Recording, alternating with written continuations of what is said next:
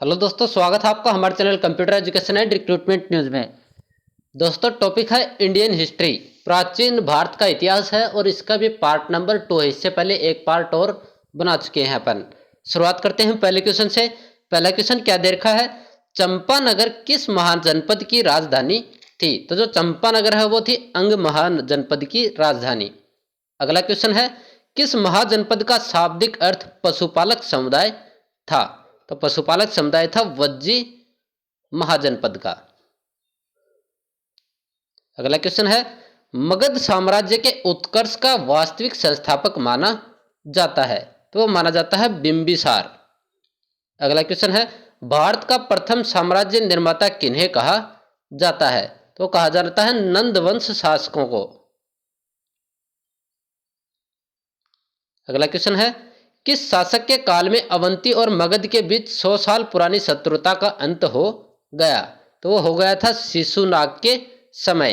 अगला क्वेश्चन है, हर्यक वंश के लिए शासक ने पाटलिपुत्र को मगध की राजधानी बनाया? तो हर्यंश वंश के किस शासक ने पाटलिपुत्र को मगध की राजधानी बनाया? तो वो बनाया था उदयन ने। अगला क्वेश्चन है, मगध साम्राज्य के किस वंश के शासकों को पितृहंता कहा जाता है? तो कहा जाता है हर्यक वंश के शासकों को। अगला क्वेश्चन है, नंद वंश का अंतिम शासक था? तो जो नंद वंश था उसका अंतिम शासक था घननंद। अगला क्वेश्चन है, भारत पर आक्रमण करने वाला सिकंदर कहाँ का शासक था? तो सिकंदर शासक था मैसिडोनिया का। अगला क्वेश्चन है, यूनानी कला के सम्मिश्रण से किस कला शैली का जन्म हुआ? तो वो जन्म हुआ था गांधार कला शैली का।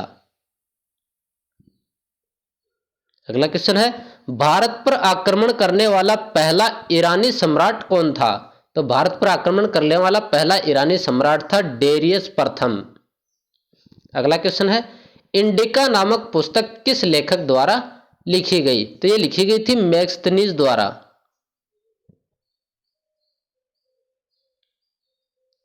अगला क्वेश्चन है, किस ग्रंथ से हमें पाटलिपुत्र के नगरीय प्रशासन का वर्णन मिलता है? तो अपने को इंडिका जो ग्रंथ है उससे पाटलिपुत्र के नगरीय प्रशासन का वर्णन मिलता है। अगला क्वेश्चन है, चंद्रगुप्त मौर्य वृद्धावस्था में जैन साधु भद्रबाहु के साथ तपस्या करने किस स्थान पर चला गया था? तो चला गया था श्रवण बेलगोला। अगला क्वेश्चन है, अशोक के लेखों में कौन सी लिपियां प्रयुक्त थी? तो जो अशोक के लेख थे उसमें ब्राह्मी, खरोष्टी और ग्रीक अरमाइक ये तीनों ही क्या थी लिपियां लिखी हुई थी। तो इसका आंसर हो जाएगा उपरोक्त सभी। अगला क्वेश्चन है, किस मौर्य शासक की उसके सेनापति द्वारा हत्या कर दी गई? तो भद्रहर्थ है, वृद्धहर्थ, इसकी हत्या उसके सेनापति द्वारा कर दी गई थी।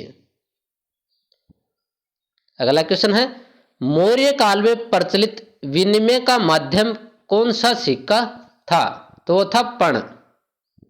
अगला क्वेश्चन है, चंद्रगुप्त मौर्य के शासनकाल में कृषि विभाग के अध्यक्ष को क्या कहा जाता था? तो वो कहा जाता था सीता अध्यक्ष। अगला क्वेश्चन है, अशोक के किस शिलालेख में कलिंग नरसंहार का वर्णन है? तो वह 13वें शिलालेख में। अगला क्वेश्चन है, मौर्य सम्राट अशोक का नाम किस अभिलेख में पाया गया? तो यह पाया गया था मास्किवा गुर्जरा अभिलेख में। अगला क्वेश्चन है, अमित्र घात के नाम से कौन सा मौर्य राजा जाना जाता है? तो अमित्र घात के नाम से बिंदुसार को जाना जाता है। अगला क्वेश्चन है, चंद्रगुप्त मौर्य ने नंद वंश के किस शासक को परास्त किया? तो क्या था घननंद को। अगला क्वेश्चन है, मौर्य काल का मुख्य भूमिकर था? तो जो मौर्य काल था उसमें मुख्य भूमिकर कौन सा हुआ करता था? तो वो था भाग। अगला क्वेश्चन है, प्रांतीय शासन का सर्वप्रथम उल्लेख मिलता है? तो जो प्रांतीय शासन था उसका सर्वप्रथम उल्लेख मिलता है मौर्य काल में। अगला क्वेश्चन है, अशोक के ज्यादातर अभिलेख किस लिपि में लिखे हुए हैं? तो अशोक के ज्यादातर अभिलेख हम कौन सी लिपि में लिखे हुए हैं?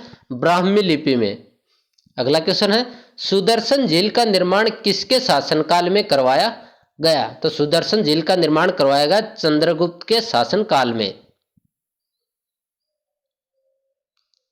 अगला क्वेश्चन है इतिहास में ऐसा पहला शासक जिसने अभिलेखों द्वारा जनता तक अपने संदेश पहुंचाने की कोशिश की? तो वो है अशोक।